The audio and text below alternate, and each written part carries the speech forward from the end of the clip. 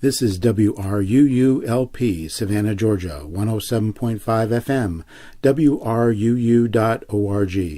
We are Savannah Soundings, community radio with global soul.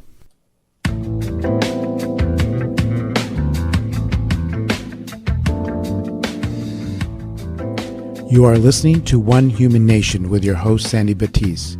This program will be talking about race and race relations in your community and nationally. Our goal is to be open, honest, and productive.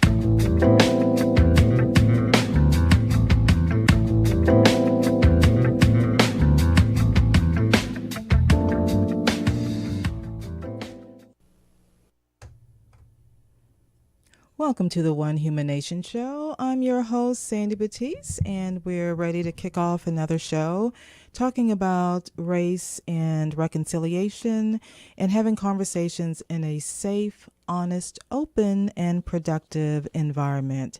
And that is our major goal and focus for the show, that the guests that come on, or if you decide to, you want to be a guest, we want to assure you as much as possible that we try to create a space that is safe, honest, open, so we can have productive dialogue about race and reconciliation in this country.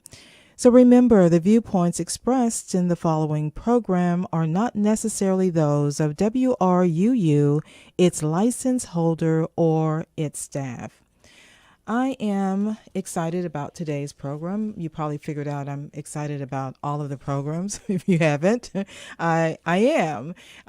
In today's program, and if you're not following along with one of the books that I find fascinating, even though it's not a new book, but I just like the way this author has broken down the different chapters to really try to give us an understanding of why are all the black kids sitting together in the cafeteria? And it's so much more than the black kids sitting together in the cafeteria. That is, by the way, the title of the book. And the author is Beverly Daniel Tatum, PhD. And one of the chapters that I think is going to be beneficial to talk to you about before our guest is going to call in, and she's going to call in about 10 minutes, probably about 8 minutes now.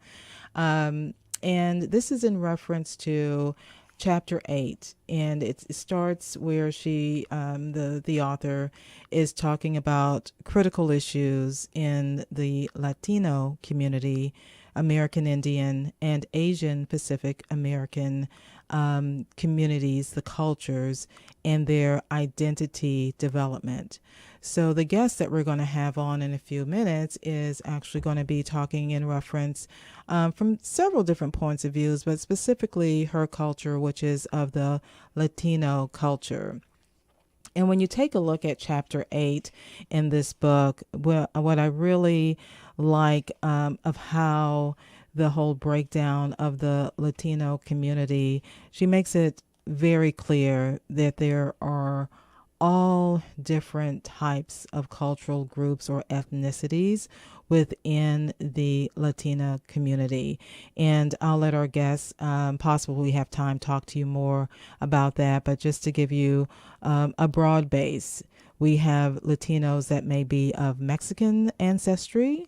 They may be U.S.-born Mexican Americans. They may be from the Dominican Republic, Central America, like Nicaragua, the Guatemalas, Salvadorians. So it gets very complicated. And this is what I realized in living in Texas and just thinking that, oh, it's just a matter, I just need to learn Spanish. Well, what kind of Spanish was I going to be learning? Because what I quickly found out was that the Spanish that I was being taught in a school environment was not necessarily the Spanish that I needed to survive if I wanted to have a conversation with someone that, and I'm sure people tolerated me in through my different stages of trying to manage through the Spanish language, which to me is complex. And then when you start throwing in what happens with the different dialects and what's referred to in Texas as Tex-Mex, I'm sure it is definitely gets to be very complicated. And the guest that's going to be talking to us is going to share a couple of different stories, but it is getting down to that core issue of how do other cultures review within their culture, and I hate to use the word race, but for one of just having a clear point of reference, how do they view in their race different differences in skin color, differences in a class system? What are the similarities with the African American race in the United States?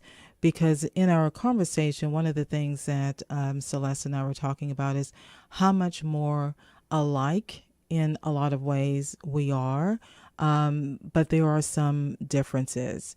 So as we prepare our minds to think about the conversations that we're going to be having today, I do want to refer you to, keep in mind the cultural iceberg. And I always refer to that. So think in terms of when you see someone and you're making a judgment about them externally. If you hear someone speaking a different language like Spanish, or they're dressed differently, you're participating maybe in a particular festival that's specific for that particular culture. And I hope you do, because it's all about expanding our cultural experiences.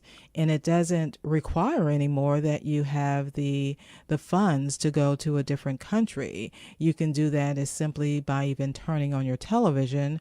And if you're lucky, you live in a city that has cultural diversity, and you can be intentional about involving yourself in some other cultural. So think about in terms of what are any biases that you may have when you encounter someone from the Latina culture?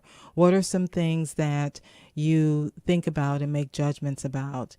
And what are some things below the cultural iceberg that you may or may not be aware of? I mean, as far as courtesy, as far as how the relationships within the family, courtesy, marriage, religion. What are some things that you automatically assume? And the good thing about this show, it's not about judgment. It's about exploring where we are on our individual journey and how we need to be very transparent with ourselves about that. We need to be authentic with ourselves, because if we're not, how can we engage in a process of reconciliation? How can we go through a process of healing, which are the two critical components, I believe, in us becoming one human nation? So as we prepare for the guests calling in, I do want to encourage you to think in terms of your community. Have you had any engagement with the Latina culture? Someone from, whether it's from school or church or just interactions at the grocery store? Think in terms of, okay, what is creating tension within you, even as I'm having this conversation with you? And it's not like you have to share it, but it's about being honest and taking a look at your internal culture and really examining yourself to see where is the tension and what stories have you heard. And are these true? Are they accurate? And what assumptions have you made? So as we continue on this journey of having safe, honest, open, and productive environments, conversations, realize that this is not intended to be judgment or to make you feel bad. It is about really examining our internal struggle, because before we can really start making a difference in our communities, we have to really understand what's going on within ourselves so that we can be conscious of what decisions we're making that may be having a negative impact. So as we prepare for the caller to call in, I'm going to take us to a short break, and you probably realize that this break is happening a little earlier. Typically it's 15 minutes and then we take a break for the caller calling in. But this time it's like 10 minutes because I know she's got lots of stories based on our conversation, and I just want us to have enough time that we can go through all of the stories without being rushed. So we're going to take a break and we'll be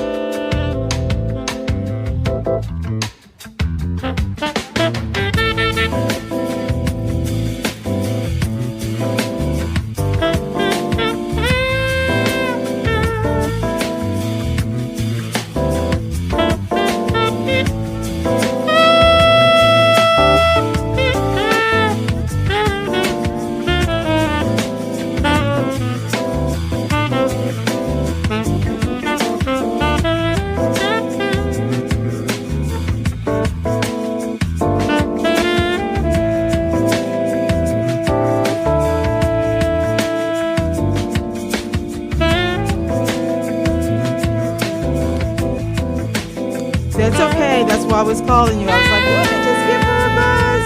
You want to call in on the number I gave you?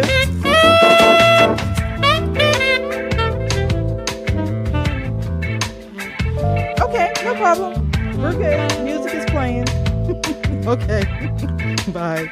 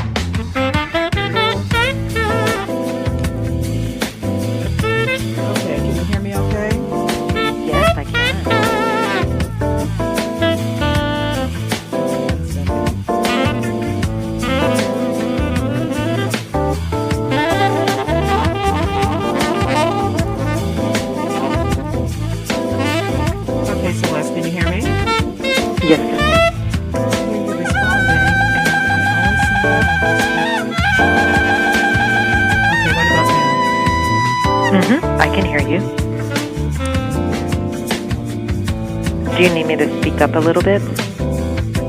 Okay. Talk again? Yeah, I can talk a little bit louder if you need me to. No. I'm kind of you're talking loud enough. It's technical issues always on my end on because I manage the keyboard. I mean yeah. I don't have a production person.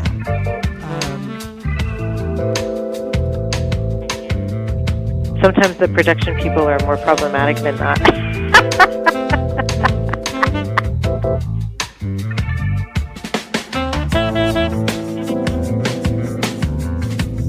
No, I'm good. I'm excited. Thank you again.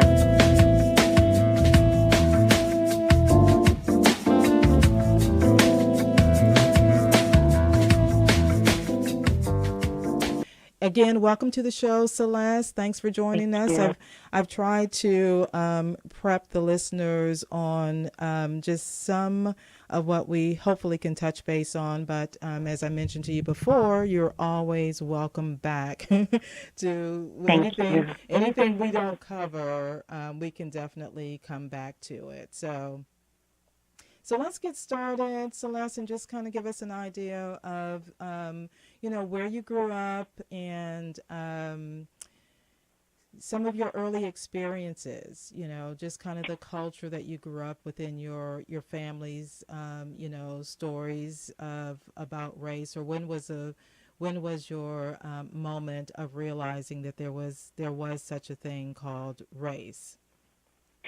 Yeah, I grew up in San Antonio, Texas, and so I am officially what we say in Texas. If you're of Mexican-American origin, many of us identify ourselves as Tejanos, and for me, the term is actually fairly accurate.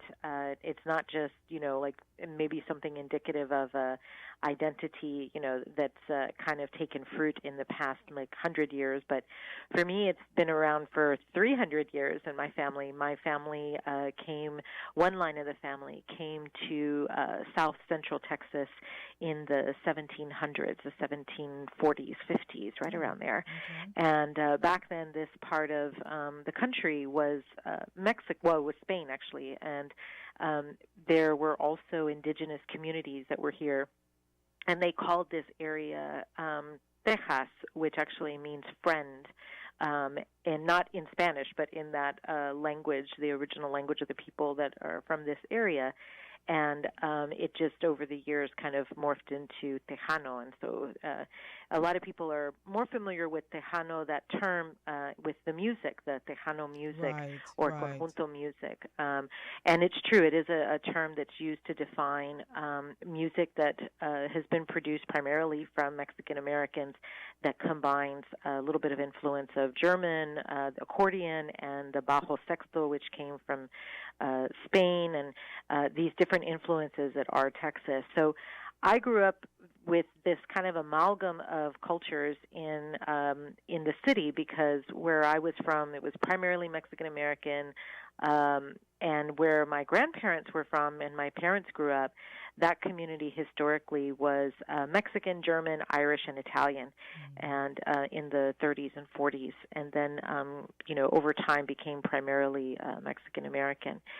And one of the realizations for me as a young girl, sort of about this issue of race, when I've been asked that question before, I share a story that I was maybe about 7 or 8 years old, so I was old enough to remember and old enough to kind of feel slightly embarrassed and humiliated, like when you're a 5 or 6 year old. I've been there. Mine was in a food restaurant, but go on with your story. And yes. Yeah, so when you're 5 or 6, you haven't yet. You don't really know what humiliation is. But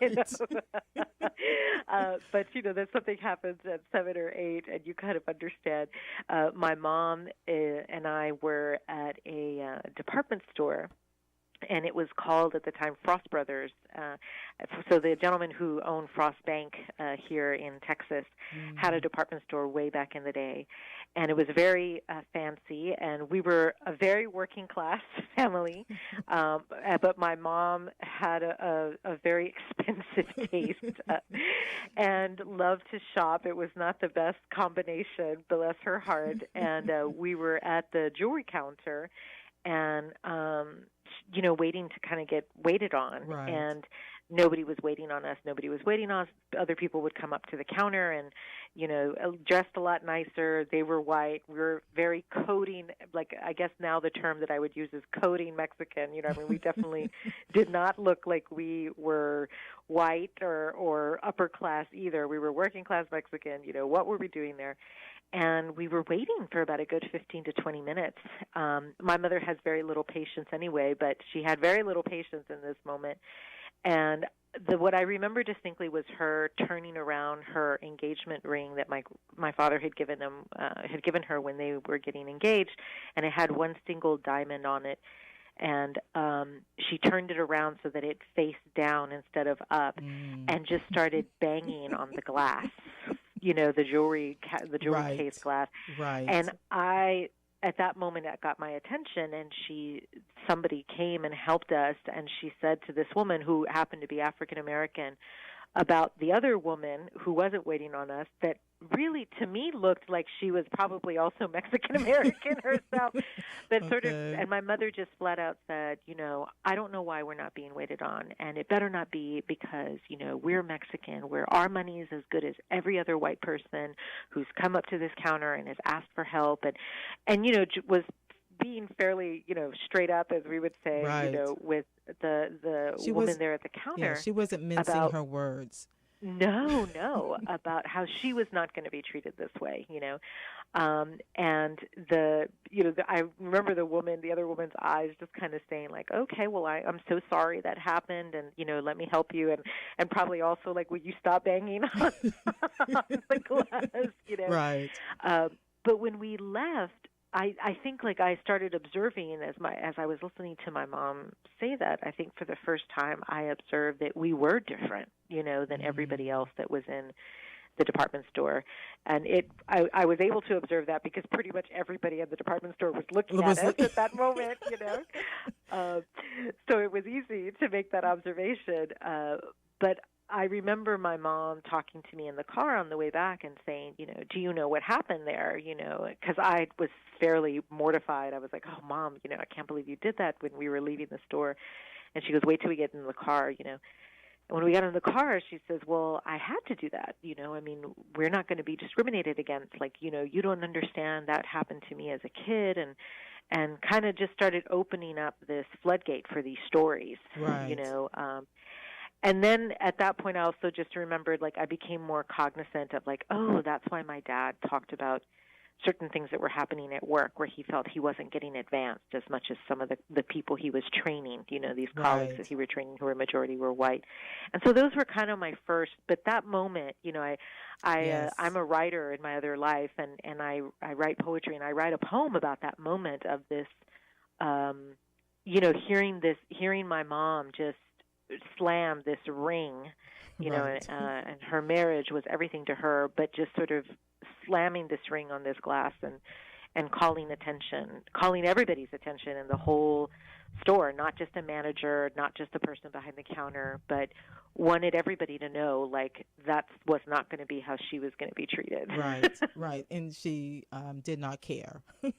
No. know. And I thought, I was like, oh my God, they're going to arrest my mom. I don't even know my dad's, the phone number to the house yet, Like, Right. what are we going to do? What are you going to do? That is so funny. I didn't think about that when we talked, but I had a similar experience here in Savannah with my mom downtown at a store of getting, I can't remember, it was a store we were supposed to be getting burgers, and she was not being waited on. And she was not being waited on. And I love my food. I really do love my food. But I was about the same age, that 7 to 8, to realize that things were probably not going to go well, because I was picking up on the vibe that my mom was getting more and more irritated. But anyway, and yeah, she did lose it. I mean, she was like, come on, we're not eating in here. And, it was just, I was mortified. And thank God they Exactly. did lose it, right? I mean, I think that was such a good example that they were setting for us in that, as a woman, I'm not going to be silenced. As a woman of color, I'm not going to be silenced, and that I'm not going to stand here and be silenced in front of my daughter either. Exactly. To make a difference and to set an example. Yes, so I totally get it. Yes, and it is something that you may not remember all the details, but I never forgot it either. Right. So as you continued on your growing up journey in San Antonio. Yeah, so I mean, I think so that was one component of this concept of race difference, like something was different. We were othered, because of something that was really outside of our control. We had no control over the pigment of our skin, even though my Right. mother would try desperately to keep me out of the sun, so I wouldn't get any darker. My family, my brother and my parents are very light skinned, very fair skin, and they don't really tan, and I tan very well, so she was constantly trying to keep me out of the sun, because in Latino culture, definitely in our culture that we grew up with there in San Antonio, there's this whole issue of shades of darkness, Right. and that, you're really wanting to promote, and when you're going to get married to somebody, you don't want to marry somebody who's darker than you. You want to marry somebody who's fair skin, or your skin color, or more fair, fairer. Right. And even so that my grandmother had very pale, my dad's mom, my paternal grandmother, very pale skin. She's what we say in Spanish, a pelirroja, so she was a redhead, strawberry blonde, green blue eyes, and she was marrying my grandfather, who was, when you took these black and white pictures, you couldn't see him, Right. He was dark, Right. They'd be like, don't take a picture at night of your grandfather because he won't come out, Right. Right. And he wouldn't really smile all the time either, so he really wouldn't come out, Right. And I remembered my mother saying this as a little girl.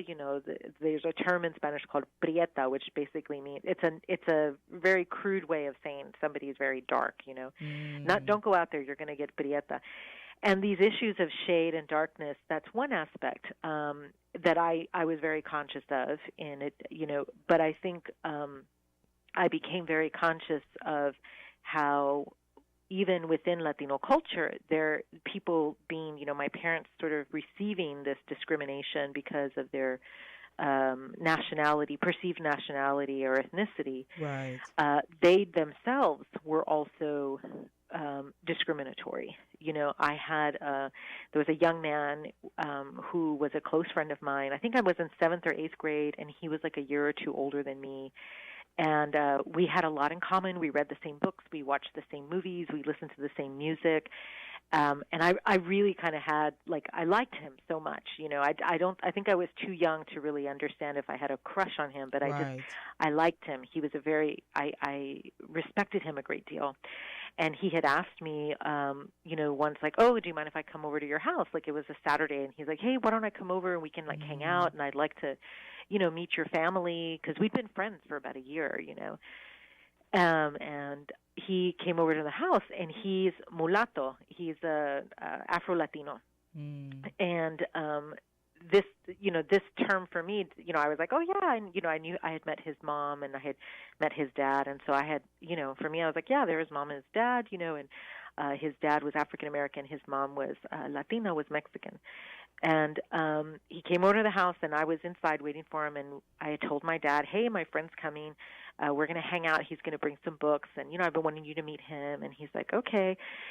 And when my dad opened the door, my dad looked at him and just said, what the F are you doing here, N?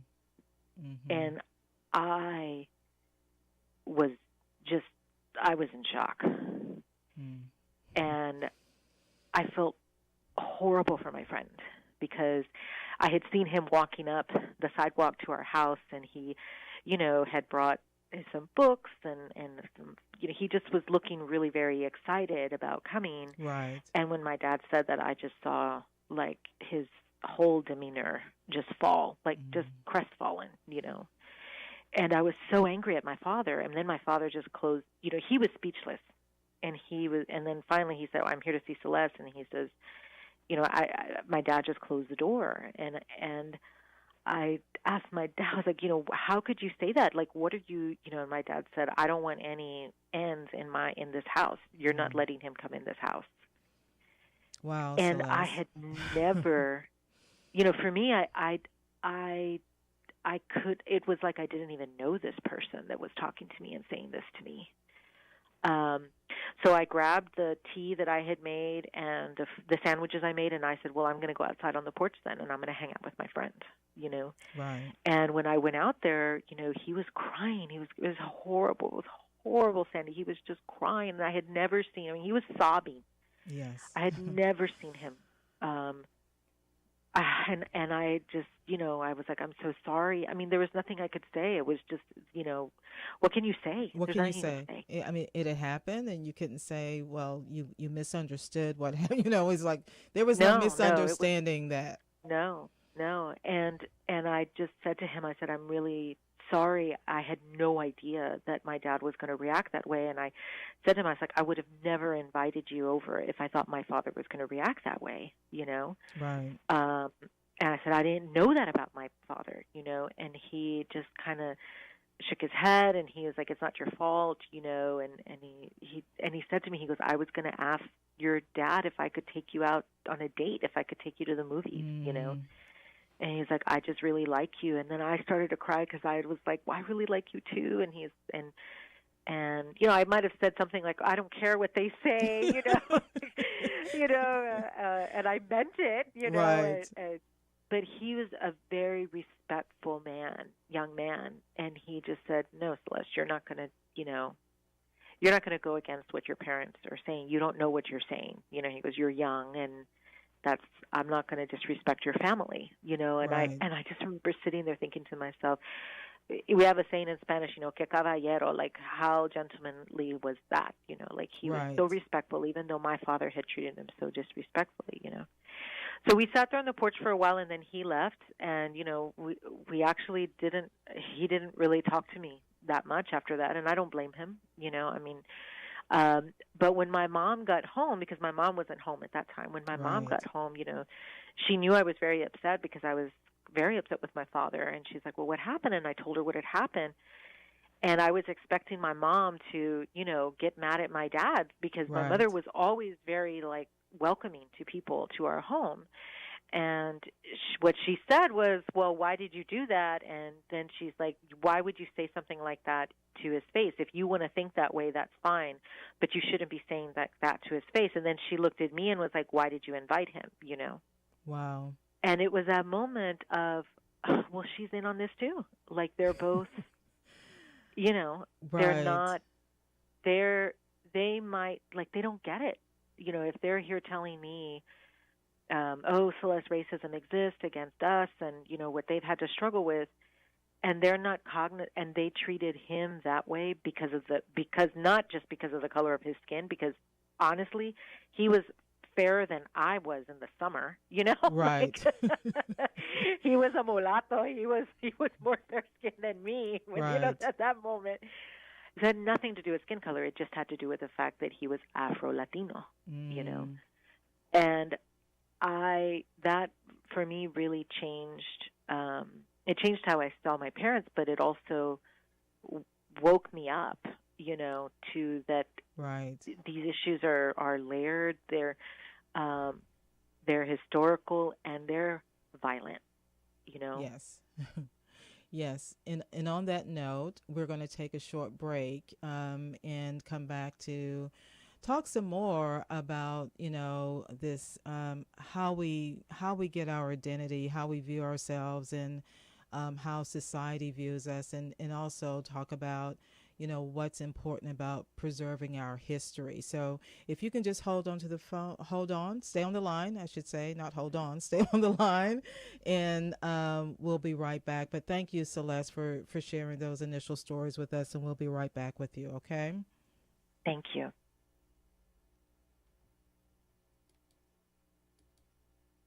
WRUULP Savannah Soundings programming is made possible by a grant from Sentient Bean, offering fair trade coffee, vegan and vegetarian food, and breakfast all day. Located at 13 East Park Avenue, across the street from the tennis courts at Forsyth Park. Our menu and special events listings can be found at sentientbean.com. As a business, if you enjoy our programming on WRUULP, please support the station with a donation. Let your customers, neighbors, and friends know that you share our vision of building a thriving community based on diverse, vibrant radio programming. As a business partner, our listeners will know you support Savannah's only broad-based community radio station. Become a tower sponsor, as well as I do want to point out before I go further with that WRUU Savannah Soundings Community Radio is announcing its second annual online auction. The auction will run from July 17th to July 30th, with proceeds going to Savannah Soundings Community Radio as an investment in the diversity of our community voice and music. The wide range of auction items from Savannah businesses will guarantee to delight and surprise. To join the online bidding fun, follow the link found at wruu.org. So, Celeste, you still there? Yes, I am. Okay, thank you. And I can tell because I know you what emotions those stories brought up for you, because we try to put them in a box, because especially when it's our parents, it's some Yeah. things it's if it's friends or other people you don't know, we can kind of go, okay, well, that's them and their loss. But when it's your parents, and to get that revelation of how they really were or how they really thought, I can't even imagine what that was like for you at that point in time. And it's interesting, that was your response to it. Not interesting, like, oh, I can't believe you did that or that they did that. But when I had those similar experiences of realizing how my parents viewed race, it wasn't as obvious, I should say, because everything Right. in our world in Savannah at that particular time was very much black and white. But I do remember, because I was the youngest, so I could observe, what was happening with my older siblings. I do remember a time when my sister was dating someone or wanted to date someone, and my dad, I just remember he was not comfortable with it. And I remember her saying to him, well, he's not white, he's Italian. that did not, I don't even remember, Celeste, how that all worked out. But he probably was like, and what's the difference? Yes, it was probably something like that, because in my dad's world, it was only two ways: you were either white or you were black. There were Jewish people in Savannah community during that time, as well as Greek, but it did not matter. You're either white or you're either black. So as you move forward from that experience, which I'm sure it shaped a lot of who you became and how you became, the difference that you were making as far as being involved in your acting career, as well as some of the other directions that you took. And we talked about how important it is for people of color to really preserve their history, and what you're doing in your community to make that happen through language, through books. So I co-founded, and I'm still currently a co-director of an entity called Canto Mundo. So canto like song and mundo like world, Canto Mundo. And it is a community of Latino poets, and it's a national organization. And it really, my one of the reasons why we wanted to create this organization is there has been, poetry is a very small niche in this whole larger landscape of everything, business, even within writing, the literary community, Right. Fiction and nonfiction are the biggies, and poetry is, much smaller. But we had wanted to create a space and a platform for Latino poets to create and disseminate their work, because a majority of what's out there is very it's predominantly, monocultural white, Right. and when I say white, I mean that with a little W, not like the big W, there has not been enough spaces where these voices really do represent the diversity, hybridity, complexity of the experiences in our country around issues of culture, heritage, race, ethnicity, nationality even. Right. And so we felt that we wanted to create this so that it can exist and grow and change and morph over the years. African American poets had created this a space like this 20 years prior, Asian American poets 10 years prior. And one of the things that we realized early on is that we wanted it to be a space where people could use various languages that were connected to their formation of their identity as a Latino, and that could mean indigenous languages, it could mean French, it could mean Portuguese, it could mean Spanish, and also we wanted to embrace there was a term that one of the smart academics used, but basically how we are, a community of various races, and so there's a large representation of Afro-Latino poets and even Filipino poets. Many of them do identify as Latino, and Portuguese, just That's we're interesting. Things that are outside of what we would usually norm in our to U.S. think of. lens Right. categorize, Latin America or Latino, and it has very much borne fruit. And I think back to that moment on that porch, where I write a lot about that porch at my house where I grew up because many things happened, besides that one story. But I do think back to that moment of this desire before that moment of really such excitement about having communion, and then that opportunity being broken because of some outside person's view or outside voice, Right. And so I had really thought, well, at some point in my life I want to work on something where we're just not influenced so much by that, where we can heal from that, where we can commune, And I'm happy to say that this space has been that. Where this year we just finished our 8th gathering, and I decided to dedicate 10 years of my life to co-directing this with one of my colleagues, That's who is awesome. also a co-founder and co-director. And so we're reaching our last 2 years, and there's already a group of Wow. people that are going to be taking it into its next phase. It's not a 501c3; it just kind of exists on its own, and we affiliate ourselves with universities because they tend to have more funding. But it is specifically for Latino poets, and these issues of race, racism, discrimination, bias come up in a lot of the writings that Right. the poets share. And to me, what I think is very dynamic about that is, and I talk about going through a reconciliation process. And I try to stress that it's going to look different for everybody. Right. It's not going to be the same. There's not a blueprint that I can give to someone and say, hey, if you do this, then this is the first step on the journey of reconciliation and going through this process of healing.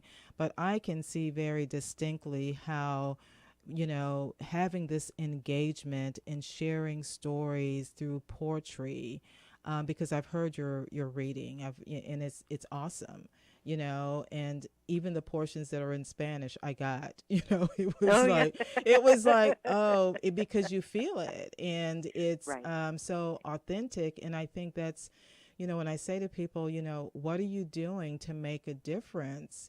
That's it. It doesn't have Right. to be where you think that you're going to have this earth-shattering moment, this epiphany of, being touched and seeing a light come down or something. It's Right. like, but what can you do based on your skills, based on your talents, based on your resources? So I think that is just absolutely awesome. And, one of the things I do want to touch base on is, believe it or not, we are moving through our time, but we've got Right. about, I would say about 8 more minutes. So I do want to touch base on, we talked about how for African Americans and Latinos, how we really have more in common than what we often think about. Yes. And could you shed some light on that as far as what you see the commonalities and how we can, move past this. I think in some ways it's fear, thinking somebody's going to take something away from us, or, Right. I don't like to put myself in the place of speaking for all African Americans, but some of the sentiments that I see is, Mexicans are taking our jobs, and, it's this fear factor. So what are some of the common factors that you see in our history, in our, I hate to use the word struggle, maybe evolution, our journey? Yeah. Well, I think, when I look back to the roots of the movimiento, the movements in specifically Latino culture for civil rights, for human rights, these were definitely very connected to the civil rights movement of the African American community. Absolutely. Our movement was a little different in terms of its context and distinct root, because for most Latinos that started like in the 1940s when people came back from World War II, and they'd come back to their communities, and they could not, here in Right. in San Antonio, you could not drink from the same water fountain as a white person if you were Mexican. Right. There were Mexican schools and Anglo schools, and then black schools, right? Right. So I think that what we had in common was an othering by white people. That's for sure. What we had in common was being redlined from being able to own property, Right. or renovate our property. What we have in common was being literally physically segregated to only live in areas of the city that had not yet potentially been incorporated with proper sewage, proper drainage, access to healthy food, all of these basic, food, shelter, clothing, Right. right? Exactly. So I think, especially when you talk about Texas, I can only talk about Texas because Right. that's what I know more so by my family and the histories that I've read, because that's been part of the histories that I've integrated into my writing. Right. So those are definitely, those are some things that we've had in common. That struggle of just not being able to own property that can be carried on to our family. So for in the United States, the majority of people's wealth is in their property. Right. So from that get-go in the 30s and 40s, being cut out of that access Right. to property values that were going to then allow us to become wealthy. I think that the complexity, though, though we have that in common, there are things that we don't have in common. That become for many people it's what distinguishes them, and what they try to then tell the white person, please treat me better because I'm at least not like them, Right. Well, and And one of the underbelly of racism was that, this country basically told poor people, no matter what color they were, it basically told them, you may be poor, but thank God you're not black. I mean, that was Right. that was the message, So Absolutely. I totally get that, and I think it's one thing that I think is interesting is language. That at least in most cases, although there was a time in the United States where it was frowned upon for Mexican Americans to speak Spanish at all Mm-hmm. in schools. And I can, there are a couple of people that I met that were in my Spanish classes in Austin that were obviously, Latina, and they were just so embarrassed. Right. And I still remember one guy that said, I'm just so embarrassed to be here to try to learn my language. So how was it in your household growing up? Because, obviously you speak Spanish. Um, Right. so, Well, I think like my older brother, my brother is 3 years older than I am, and he speaks pretty much the only Spanish he speaks is, what you're going to find on a Taco Bell, menu, enchilada, taco, burrito, that's about it. Sandy Spanish. Okay, good. Okay. That's about it. But I spoke a lot more because I was a young girl, so I was in the kitchen and in the house with my mother and my grandmother more often, and so we were doing more domestic things in common. My grandmother spoke primarily Spanish. She spoke English very well. She did not know how to read or write. But my mom spoke both languages. She started school speaking Spanish and then learned English. My father really only spoke English. I think he really tried to convince my mom that he spoke some Spanish, bless his heart. And they're in their 70s. My dad's going to be 80 soon. What's a funny story is like my paternal grandparents, it's hilarious. She was the fair-skinned redhead with the blue-green eyes, and my grandfather was the very dark, he was born right on the border, and then they quickly crossed. He was a migrant farm worker. He knew how to pick everything. He worked on the railroads. He was a baker. I mean, he could very manual labor. Well, when they died, she willed me everything. I was her only granddaughter. And there were letters that he wrote to her that she had organized from the most recent to the latest. Oh, that's awesome. And the first letter he wrote to her, he says, I had always spoke to them in Spanish or English, but a lot of Spanish. And she would always respond to me in English and in Spanish, and he would respond to me in English. And I always thought, oh, God, he's just so like English first, whatever. Well, so then I read this letter that he wrote to her, and he basically says in there, I know all of your other suitors speak such great Spanish, and I don't speak any. And so the reason why he would always answer me in English is because he didn't speak Spanish. He didn't speak Spanish, right.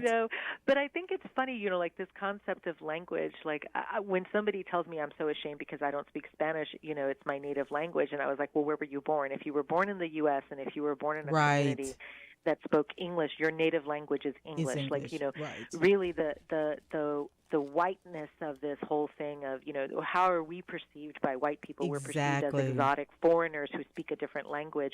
And we internalize that and say we have to really fit that model. So we're not really being the good Mexican if we're not doing all these things that white people perceive as Mexican. Right. It's like a metric or a qualifier. Right. Yeah, and I always remind people, I'm like, look, don't be ashamed for something that, if you were a white person, they wouldn't be like, oh, you're a white person and you have Italian roots and you don't know how to speak Italian. You don't ever hear somebody really talking that way. Exactly. So yeah, that is interesting. Yeah, and I think I do want to, I don't know, we may be out of time. You may not be able to hit on this, but one of the things that was interesting to me moving back to Savannah is just how much the landscape had changed in, in the Southeast as far as the diversity within the Latino community. Because when I moved away from here, I mean, I don't remember, any kind of, Mexican restaurants or any, I just did not. And I think I mentioned to you that, for Savannah now we have, I'm assuming, and I shouldn't, Hispanic city manager, but for all I know, he could be Cuban Latino. I don't know, because I'm still figuring it all out. Yeah, it's definitely a lot more diverse. I think in terms of diversity, racial, ethnic diversity within the entire Southeast, many more Latinos are migrating, so to speak, to different parts of the country outside of the typical Southwest, where they were in the past. When you look at some of it is when they're first generation or they're immigrants, coming from certain parts of the country, they're usually following labor, so after Katrina, there was so much need for rebuilding, and a majority of the carpenters and people that can do plumbing, majority of them just happen to be, Latino. Right. It's just not a skill that's being taught en masse to U.S. citizens like it was during my father's generation. Right. But then also some of it too is just as people become third, fourth, fifth generation. I'm like a ninth generation, so I'm a weirdo, But people also just decide to let's go somewhere else. Right. Let's go somewhere new. And there's jobs that people are thinking outside of the provincial way that culturally we tend to think, which is let's stay near our families. We are I think one other thing we share in common with African American Black community is this sense of family, this sense of respect for elders.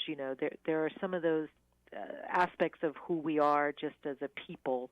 But that is sort of it's shifting in terms of the desire to always be by family. So you see a lot more throughout the Southeast. People from Florida are moving north because of weather. Just probably a good idea, as the sea levels rise. And then people are moving east from Texas and the South for work. Right. Well, it is. It's a very different. It's a different. Even here in South Texas. It's definitely a different world, and we are so out of time, Celeste. But I thank you. Totally appreciate you sharing your stories and your insights, and you have definitely given us some things to think about, as well as you are invited. There's this open invitation for you to come back on the show in the near future, because there is so much more that I want to explore with you. So thank you so much, and enjoy the rest of your evening. Thank you. Take care. Okay. Bye-bye. Bye-bye. You're listening to WRUU-LP, Savannah, Georgia, 107.5 FM, WRUU.org. We are Savannah Soundings Community Radio with Global Soul. Next up, there will be the music of Troy Stoner with Sound Limit. Thank you for listening, and tune in next week. As well as remember, you can listen to the recordings that are posted on the One Human Nation website, and that's www.onehumannation.info.